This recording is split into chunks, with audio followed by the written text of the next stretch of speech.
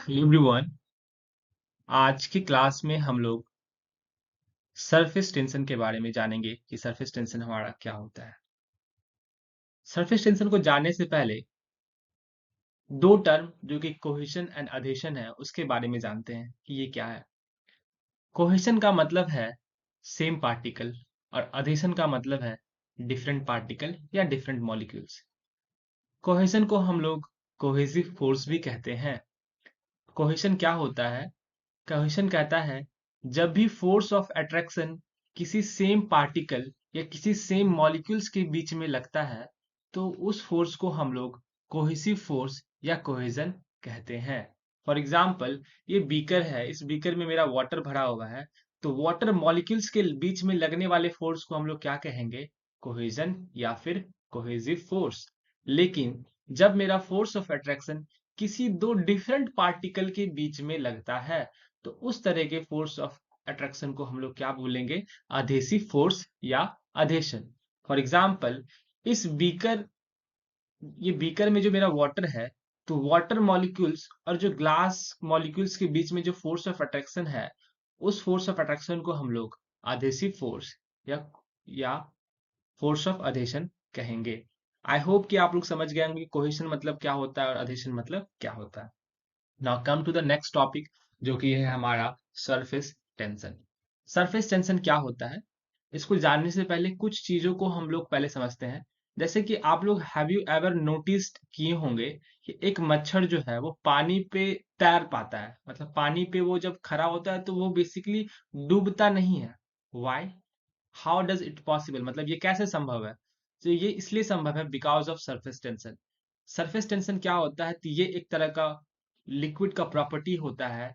जब भी कोई लिक्विड का ऊपरी सतह एटमॉस्फेयर के कांटेक्ट में आता है तो ऊपर का लेयर में क्या होता है कि एक टेंशन, एक खिंचाव बल प्रोड्यूस होता है because of the difference between cohesion and adhesion. Cohesion और अधेशन फोर्स के डिफरेंस के कारण between water and air molecules क्या होता है कि जो मेरा ऊपर का लेयर क्या होता है उसमें क्या होता है, खिंचाव बल प्रोड्यूस होता है। और इस कारण से ये एक तरह का टेंशन मेंबर की तरह बिहेव करता है और इसी वजह से क्या होता है कि कोई मच्छर इस पे आसानी से फ्लोट कर पाता है। तो अगर इसको समझना है कि सरफेस टेंशन क्या होता है, तो सरफेस टेंशन कहने का मतलब है सरफेस का टेंशन होना, मतलब कोई वाटर या किसी फ्लूइड का ऊपरी लेयर का टेंशन में आना, खिंचाव में आना, उसी को क्या बोलेंगे? Surface tension. ठीक है। अब इसका इसका एक और डेफिनेशन ये कह सकते हैं कि it can also be defined as force per unit length. Force per unit length मतलब कि पर यूनिट लेंथ में कितना फोर्स लग रहा है, उसी को हम लोग क्या बोलेंगे? Surface tension. In empirical formula force upon length या कहिए न्यूटन पर मीटर। ठीक है। सरफेस टेंशन होने का मेन रीजन जो है वो मेरा कोहेजन है। कोहेजन इसलिए आप इसको ऐसे समझिए, जैसे कोई मेरा वाटर मॉलिक्यूल्स यहाँ पे है तो उस वाटर मॉलिक्यूल्स में क्या हो रहा है कि हर तरफ से कोहेजन अट्रैक्टिव फोर्स एक जैसा लग रहा है। ठीक है। तो यहाँ पे आपको सरफेस टेंशन देखने को नहीं मिलेगा। लेकिन जब आप कोई वाटर मॉलिक्यूल्स यहाँ पे बात कर रहे हैं तो यहाँ पे तो मॉलिक्यूल्स, यहाँ पे तो मॉलिक्यूल्स है, लेकिन क्या यहाँ पे वाटर मॉलिक्यूल्स है? क्या नहीं, यहाँ पे वाटर मॉलिक्यूल्स नहीं, यहाँ पे वाटर मॉलिक्यूल्स नहीं है। तो क्या होगा कि यहाँ difference in force of attraction create होगा, जिस कारण से क्या होगा कि हमको पता है कि सरफेस टेंशन जो होता है मेरा वाटर का ज्यादा होता है एज कम्पेयर टू एयर। जिस कारण से क्या होगा, ये जो मेंबर है ये इस पार्टिकल को खींचेगा और सेम लाइक ये थ्रू आउट द लेंथ ऐसा होता है। और जिस कारण से क्या होता है, जो मेरा वाटर है ऊपर का सरफेस वो कर्व बन जाता है। अगर आप लोग कभी नोटिस किए होंगे, कोई पानी में पानी अगर होगा तो देखिए पानी यहाँ से यहाँ तक होता है, लेकिन लास्ट में क्या होता है, पानी हल्का सा ऐसे उस तरह से ऊपर उठा हुआ होता है। ये ऐसा इसलिए बिकॉज ऑफ सरफेस टेंशन। ठीक है। तो बस हमको ये समझना है कि सरफेस टेंशन क्या होता है। सरफेस का टेंशन में आ जाना को ही क्या बोलेंगे? Surface tension. ये क्यों होता है? Due to difference between cohesion and adhesion. Cohesive force और अधेसिव फोर्स के डिफरेंस के कारण ही होता है। ठीक है। इसका एक और डेफिनेशन क्या बोले? फोर्स पर यूनिट लेंथ को ही हम लोग क्या बोलेंगे? Surface tension. इसका मेन रीजन क्या है? कोहेजन ही इसका मेन रीजन है। आई होप कि समझ गए होंगे। चलिए, नेक्स्ट नेक्स्ट टॉपिक है आपका प्रेशर इनसाइड वाटर ड्रॉपलेट्स। मान लेते हैं कि ये मेरा वाटर ड्रॉपलेट्स है और वाटर ड्रॉपलेट्स जनरली किस शेप में होता है? स्फेरिकल शेप में होता है। एक सवाल यहां से बन सकता है कि why the shape of water is in spherical shape. तो स्फेरिकल शेप ही क्यों होता है वाटर? का, वाटर के ड्रॉपलेट्स का? बिकॉज इसका भी रीजन क्या कहलाएगा? इसका भी रीजन है मेरा सरफेस टेंशन ही। मतलब कोई वाटर ड्रॉपलेट्स अगर स्फेरिकल शेप में है तो वो सरफेस टेंशन के कारण ही है, क्योंकि सरफेस टेंशन एक ऐसा प्रॉपर्टी है जो कहता है कि मिनिमम पेरीमीटर में मैक्सिमम वॉल्यूम ऑक्यूपाई होना चाहिए। इस प्रॉपर्टी के कारण क्या होता है कि मिनिमम मिनिमम पेरीमीटर में मैक्सिमम वॉल्यूम ऑक्यूपाई होता है, और इसी वजह से ये स्फेरिकल शेप में कन्वर्ट हो जाता है। ऐसा इसलिए क्योंकि स्फेरिकल शेप ही एकमात्र ऐसा शेप है जिसका क्या होता है, पेरीमीटर कम होता है और वॉल्यूम क्या होता है, ज्यादा होता है, इसीलिए स्फेरिकल शेप में कन्वर्ट हो जाता है बिकॉज ऑफ सरफेस टेंशन। चलिए अब इसको थोड़ा सा स्टडी करते हैं। तो ये मान लेते हैं कोई मेरा वाटर ड्रॉपलेट्स है, पानी का कोई बूंद है, ठीक है। तो पानी का बूंद वाटर ड्रॉपलेट्स के फॉर्म में बना हुआ है, तब तक बना हुआ है जब तक इसके बाहरी लेयर पे लगने वाला खिंचाव बल, जो जो बल लग रहा है, और जो अंदर में जो पानी है वो बल क्या करेगा, इसको तोड़ना चाहेगा। कि वाटर ड्रॉपलेट्स के अंदर जो पानी होगा वो इसको तोड़ना चाहेगा, लेकिन इसको जोड़ के कौन रखा है, तो सरफेस टेंशन, ये खिंचाव बल जो प्रोड्यूस हो रहा है हर जगह इसके लेयर में, खिंचाव बल वो क्या कर रहा है, इसको जोड़ के रखा है, मतलब ये इसको इक्विलिब्रियम कंडीशन में रखा है। तो हम कह सकते हैं कि इक्विलिब्रियम कंडीशन में ये तब तक रहेगा जब तक सरफेस टेंशन फोर्स जो बाहर की ओर लग रहा है और प्रेशर फोर्स वाटर के कारण जो कि अंदर की ओर लग रहा है, दोनों अगर दोनों का वैल्यू अगर एक समान होगा, मतलब नेट इफेक्ट जीरो होगा, तब तक ये वाटर ड्रॉपलेट्स में बना रहेगा। अगर इन दोनों में से कोई भी एक बढ़ता है तो क्या होगा, पानी का बूंद खत्म हो जाएगा, मतलब वो ब्रस्ट हो जाएगा, वो फट जाएगा।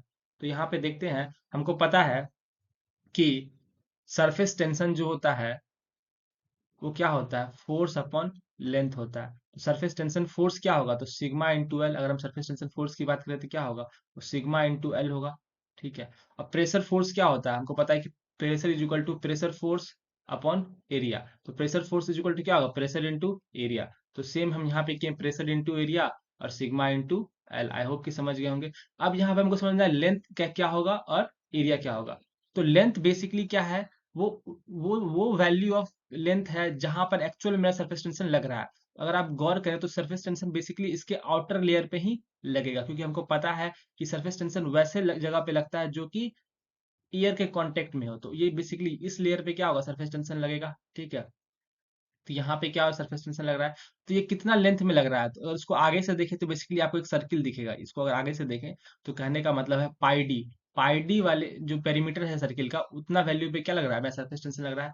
और प्रेशर फोर्स कितना लग रहा है, तो प्रेशर फोर्स तो पूरा एरिया में लग रहा है, ये क्योंकि ये पूरा एरिया ऑक्यूपाई हो रहा है, पानी से भरा हुआ है, तो इतना एरिया में क्या लग रहा है, प्रेशर फोर्स। तो इसका एरिया क्या हो जाएगा, pi by 4 into D square. तो सेम हम वही किए हैं, पाई डी और pi by 4 into D square. यहाँ से पाई पाई कट जाता है, डी डी कट जाता है, और यहाँ से जो हमको वैल्यू मिलता है P is equal to 4 sigma upon D. इसका मतलब है कि pressure inside the water droplets, water droplets के अंदर कितना प्रेशर होगा, वो उसका जो निकालने का फॉर्मूला होगा वो होगा 4 सिग्मा अपॉन डी, मतलब 4 into surface tension upon dia of the water droplets. I hope कि समझ गया होंगे। चलिए नेक्स्ट समझते हैं। उसके बाद जो टर्म है वो है pressure inside a hollow bubble. आप लोग होलो बबल देखे होंगे, जो जिसको कहते हैं सोप बबल, जैसे आप मतलब होता है ना झाग बना के सोप, उसको जो बबल फुलाते हैं, तो वो मेरा क्या है, एक होलो बबल है। जब होलो बबल बनता है तो वो बबल के फॉर्म में क्यों रह पाता है, इसलिए रह पाता है क्योंकि जो बबल का जो लेयर है, जो बल उसमें लगा रहा है, और अंदर में जो बबल के अंदर में जो हवा है जो बाहर की ओर बल लगा रहा है, दोनों का इफेक्ट इक्वल होता है, जिस वजह से वो बबल के फॉर्म में रह पाता है। लेकिन जैसे ही आप उस पर छूते हैं वो फट जाता है।